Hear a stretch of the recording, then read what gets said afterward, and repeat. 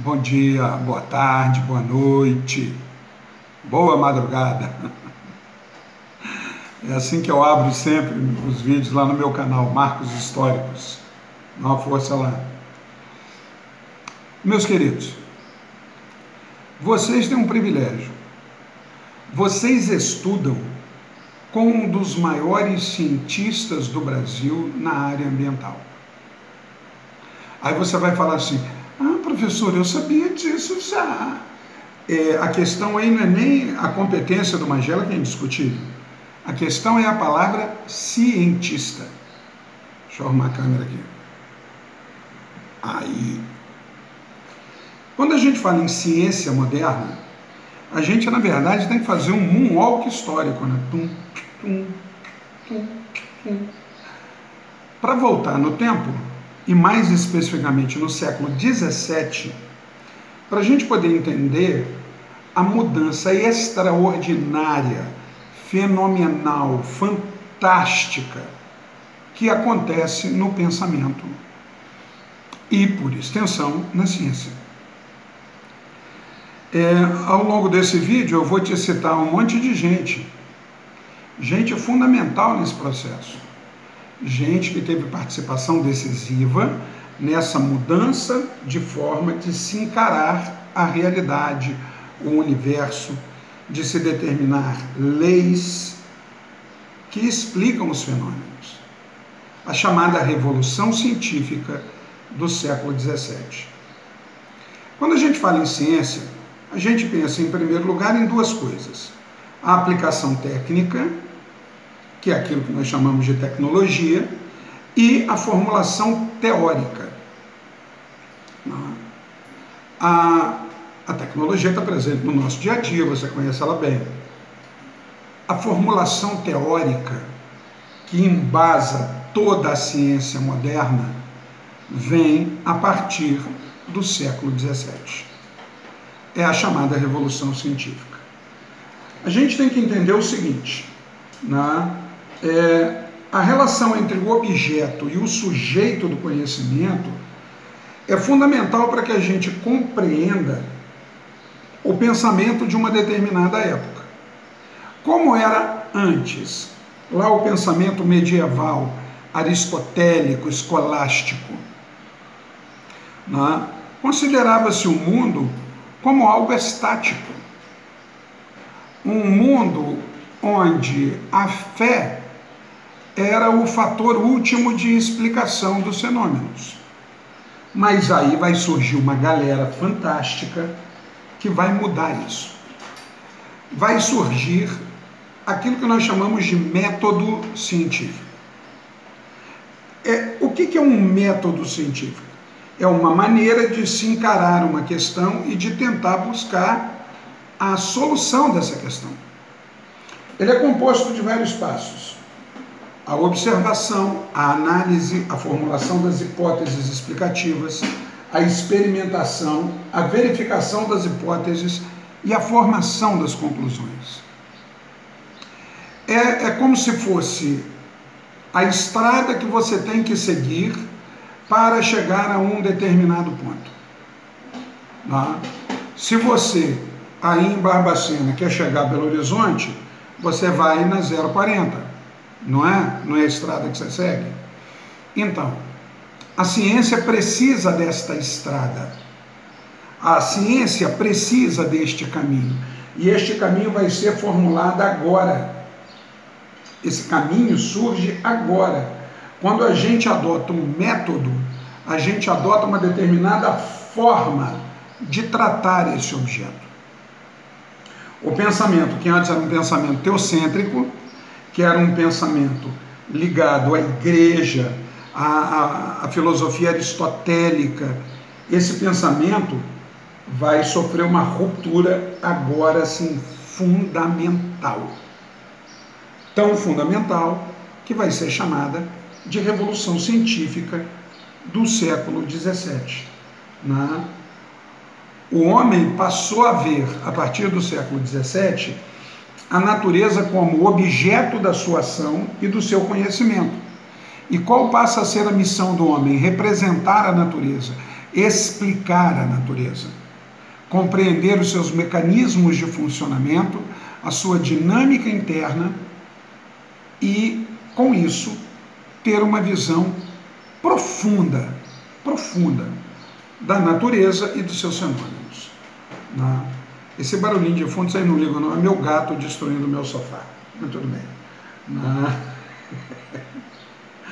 Eu vou citar vários nomes, tá? Vários nomes. Mas vamos começar com 3 aqui, ó.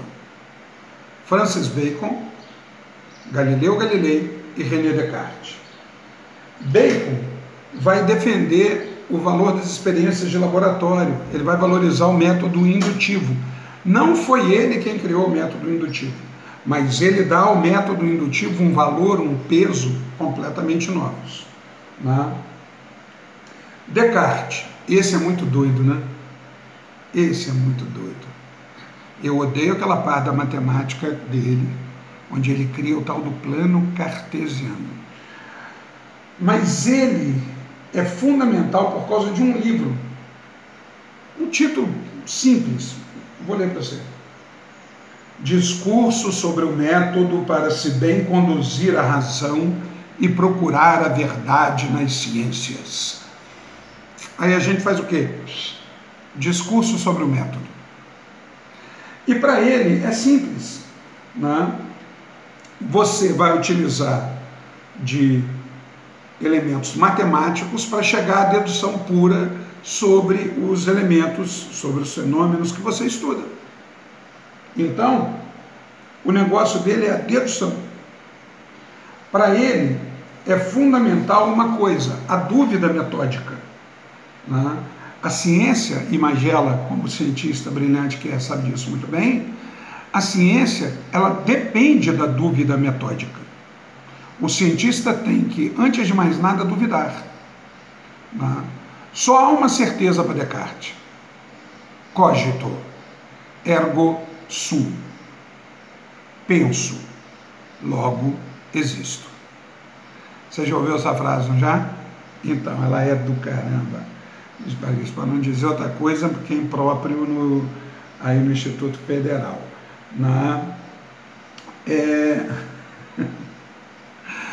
Com Descartes, você vai ver essa questão do método de maneira central.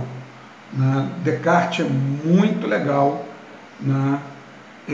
Nesse ponto, porque a partir da dúvida metódica, a gente vai passar a aceitar somente aquilo que a razão pode compreender e que é passível de demonstração.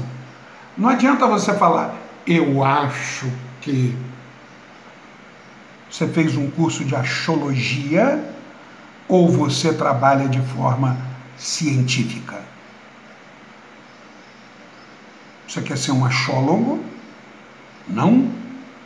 Discurso sobre o método. René Descartes. E o que falar de Sir Isaac Newton?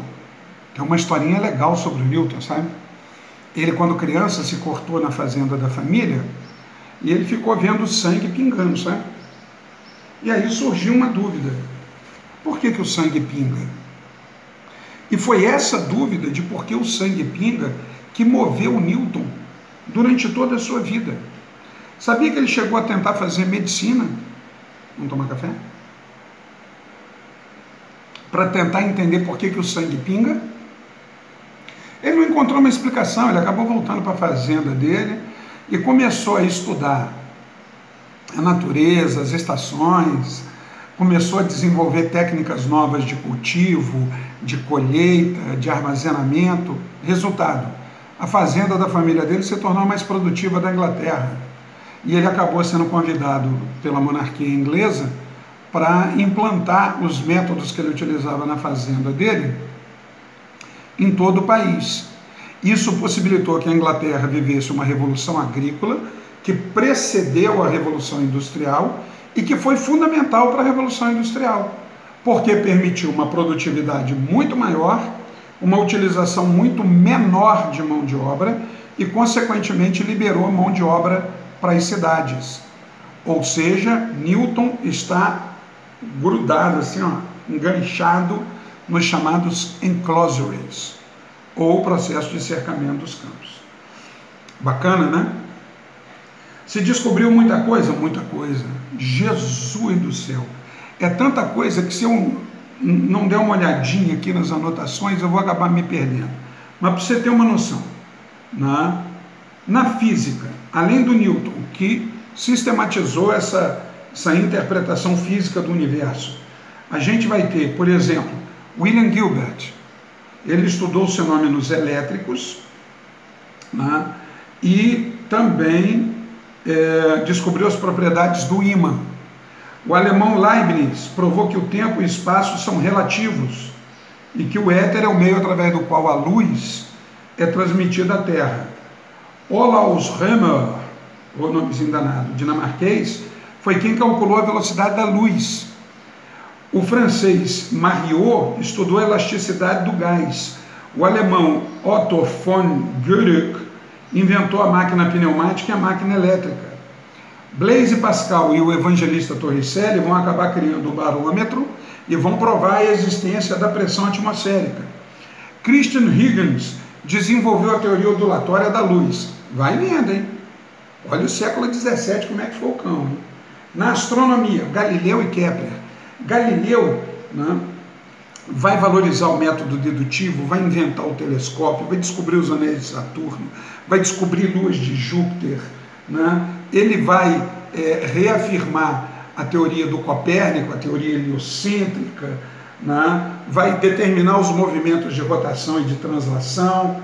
Kepler, né, vai usar o método comparativo e vai comprovar a teoria heliocêntrica, falando que a órbita é elíptica ao invés de circular. Na matemática, você vai ter nomes como o próprio Descartes, você vai ter também Fermat, né? Newton e Leibniz vão criar o chamado cálculo diferencial. Pascal vem com o cálculo das probabilidades. Leibniz e Bernoulli vêm com o cálculo infinitesimal. A química, olha que doideira, velho! A química vem Robert Boyle, que é considerado o fundador da química moderna, porque criou a química orgânica, fez a distinção dos compostos, classificando ácidos, sais e álcalis, né? Helmont, né, belga, estudou os gases. Becker, né, estabeleceu o papel dos elementos simples e dos corpos compostos. E na biologia, aí, ó, Magela, olha quanta gente boa e quanta coisa legal vai surgir. Você vai ter Robert Hooke, ele descreveu a estrutura celular das plantas. Mariot revelou as modalidades diversas de nutrição vegetal. Marcello Malpighi demonstrou a sexualidade das plantas. E o Leeuwenhoek, que foi quem inventou o microscópio, né, descobriu os espermatozoides. Todas essas descobertas científicas, todas essas novas teorias que surgiram, né, e lembre-se que uma teoria científica é um pensamento completo, formalizado, consolidado acerca de um determinado fenômeno, não é que o cara está chutando, não. Ele estudou, ele deduziu, ele comprovou, né? Todas essas teorias científicas mudaram para sempre, né, o pensamento humano.